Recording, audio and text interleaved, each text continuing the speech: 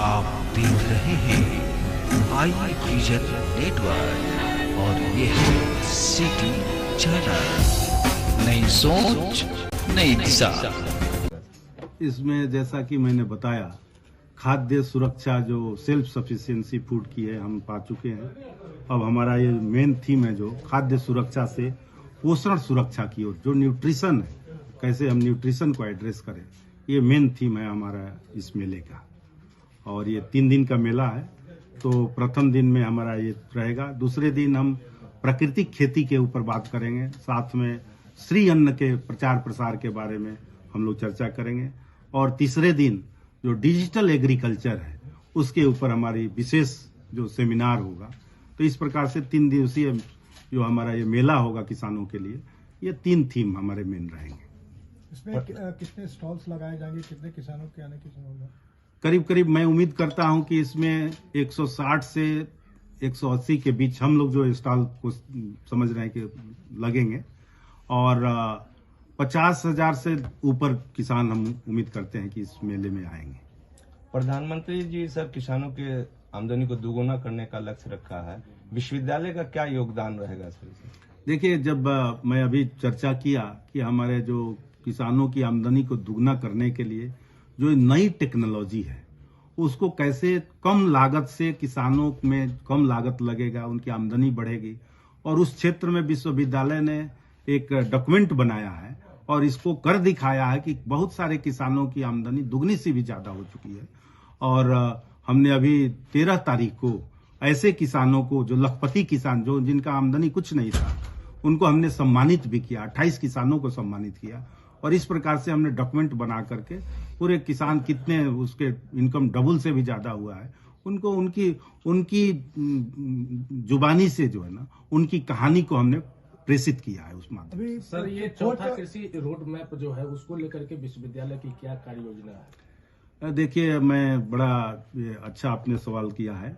जो ये 4th road map Bihar का जो कृषि रोड मैप है, इसमें हमारी बड़ी अच्छी सहभागिता रही है।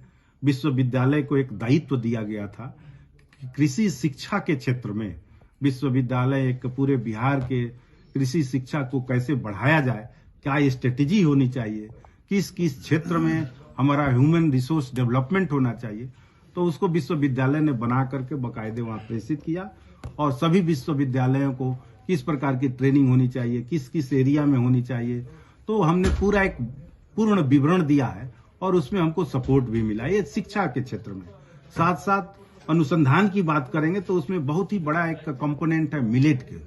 तो मिलेट का, और तीसरा जो कंपोनेंट है, ये पहली बार यहाँ जो 3 क्षेत्रों में कार्य जो हमारे स्टूडेंट करेंगे या फैकल्टी करेगी, 3 क्षेत्रों में जो स्टूडेंट होंगे उनको एक टॉपअप स्कॉलरशिप मिला है 10,000 रुपए का।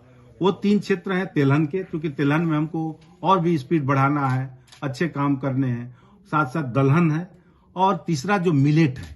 तो इन 3 क्षेत्र में जो भी हमारे स्टूडेंट आएंगे उनको 10,000 का टॉपअप जो उनको स्कॉलरशिप मिल रहा है, साथ साथ 10,000 और बिहार सरकार की तरफ से आया है, और साथ में 2 लाख रुपए की कंटीजेंसी भी उनको मिल रही है। ये बहुत दुर्लभ चीज है जिनको कि सालाना 2 लाख की कंटीजेंसी भी रिसर्च करने के लिए स्टूडेंट को मिले। तो ये हमारे, मैं समझता हूं कि इसमें बहुत ही बड़ा एक आकर्षण होगा। अच्छे अच्छे जो प्रतिभावान विद्यार्थी होंगे इस क्षेत्र में खींचेंगे, और इन तीनों क्षेत्रों में, चाहे तिलहन का हो, दलहन का हो या श्री अन्न का हो, उसमें हमारा अनुसंधान और विकास बहुत तेजी से। डिजिटल एग्रीकल्चर की बात हो रही है, तो ऐसे में किसानों को प्रोत्साहित करने के लिए यूनिवर्सिटी क्या कुछ कर रहा है विश्वविद्यालय? देखिए, डिजिटल एग्रीकल्चर जैसा अभी मैंने बताया कि पूरे उत्तर भारत को लीड लेने के लिए विश्वविद्यालय कृत संकल्प है, और इस लीड में विश्वविद्यालय में डिजिटल एग्रीकल्चर के माध्यम से उनकी ट्रेनिंग देने के लिए, जैसे डिजिटल एग्रीकल्चर में ड्रोन है, ड्रोन एक ऐसा माध्यम है जिससे लागत कम किया जा सकता है।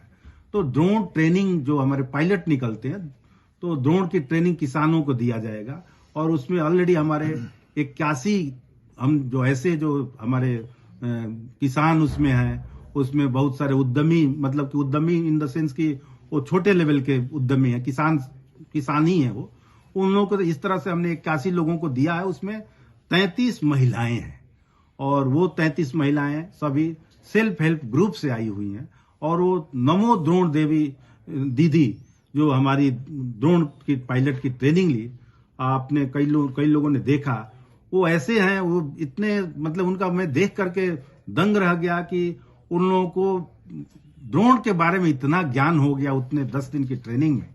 तो ये आकर्षण का एक केंद्र होगा हमारा डिजिटल एग्रीकल्चर में। साथ साथ 5G लैब हमारे पास मिला है माननीय प्रधानमंत्री द्वारा।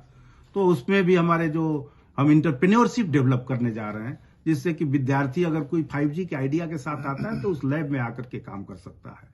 साथ साथ सेंसर बेस्ड टेक्नोलॉजी और डिसीजन सपोर्ट सिस्टम में भी हम लोग काम करने जा रहे हैं। ऑलरेडी काम शुरू है, काम कर रहे हैं। ट्रैक्टर को हमने कई सेंसर हमने बना रखे हैं और अभी हमारा रिफाइनमेंट भी कई सेंसरों पर चल रहा है। तो आने वाले टाइम में मैं समझता हूं कि डिजिटल एग्रीकल्चर के माध्यम से हम पूरे इस क्षेत्र में एक नया अध्याय इसमें हम जोड़ेंगे कृषि के विकास के लिए। Thank you sir.